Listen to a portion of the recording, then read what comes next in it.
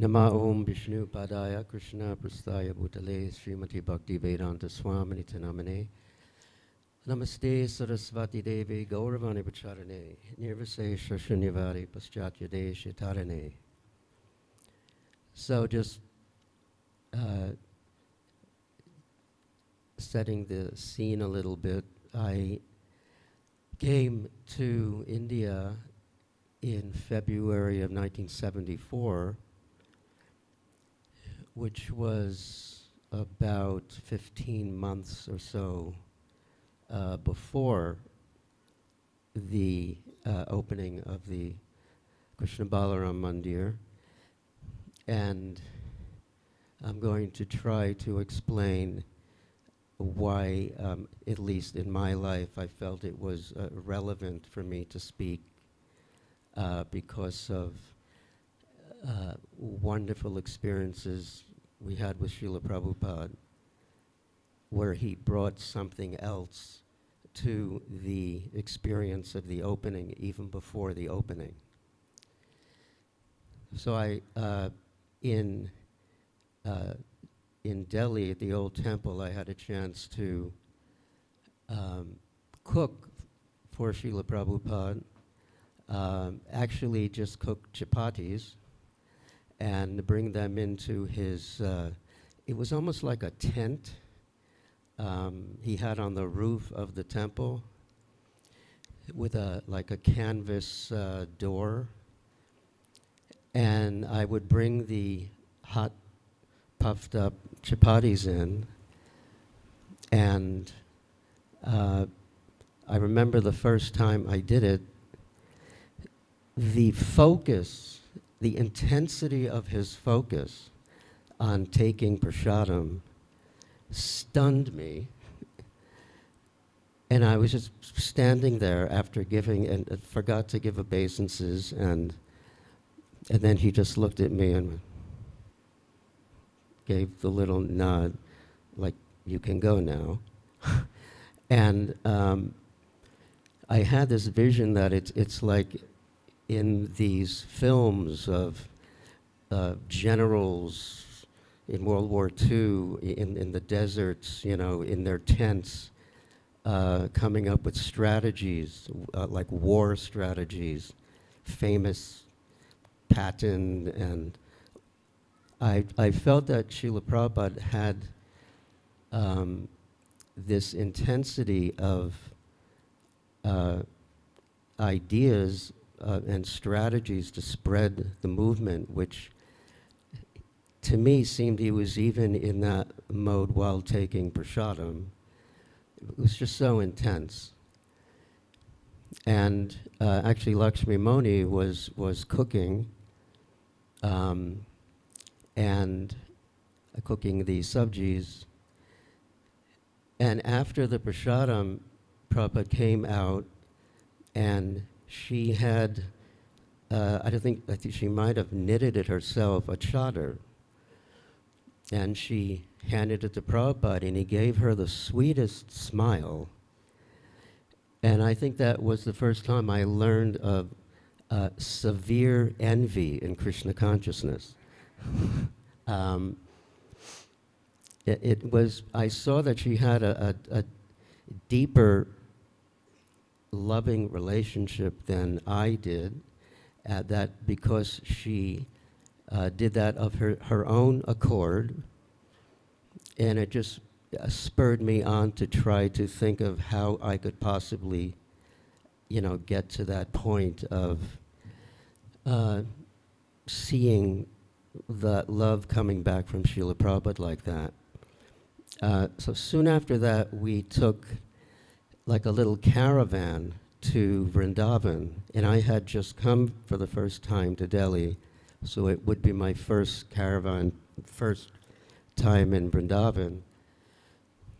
And when we finally got there, Srila Prabhupada went to his house, which was practically built, most of it. It was the only structure besides the construction tents.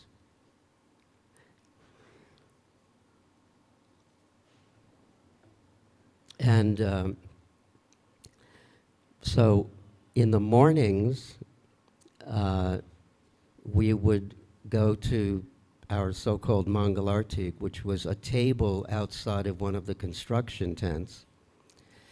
And it was very cold and very pure.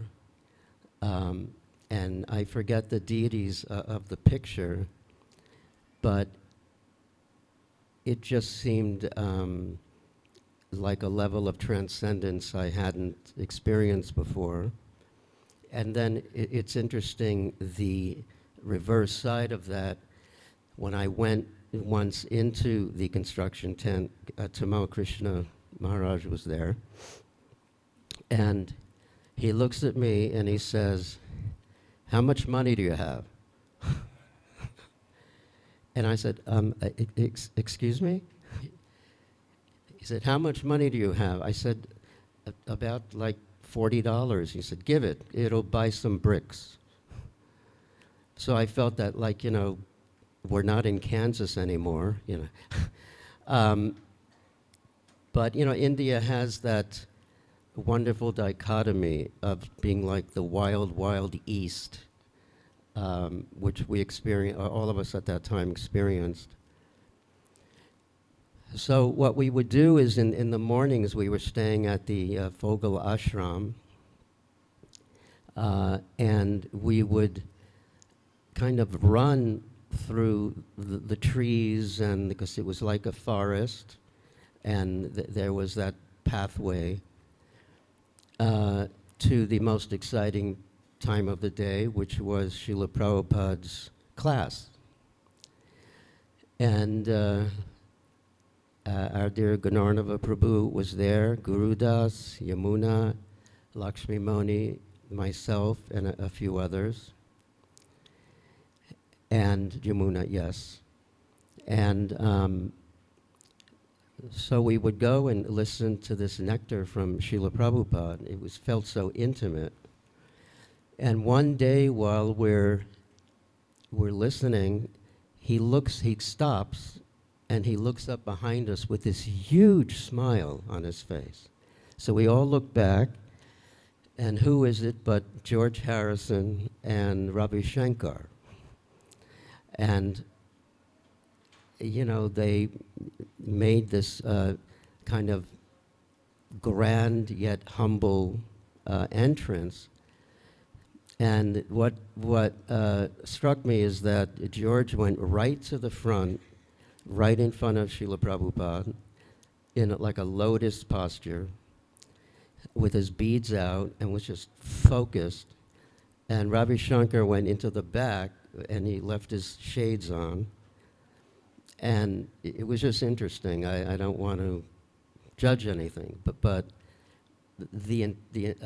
again, the intensity of George's devotion was wonderful to see. And Daivi Shakti Mataji has a photo of George sitting in front of Prabhupada's desk. And he's actually, at that time, he's almost leaning on the desk. And I felt this tremendous closeness between Prabhupada and George, a very special type of relationship. And Prabhupada was speaking more and more, but he actually seemed to adjust his class, saying, we should give everything to Krishna. He said that to George, basically. And so it went on, and then Prabhupada was finishing, and he said to Guru Das, "Bring prasad for George and Ravi." And George kind of stood up, and he said, "But Prabhupada, we want to go see the Yamuna." And just as he said that, in my recollection, he looked over and saw Yamuna Devi, who he had just recorded the Radha Krishna Temple album.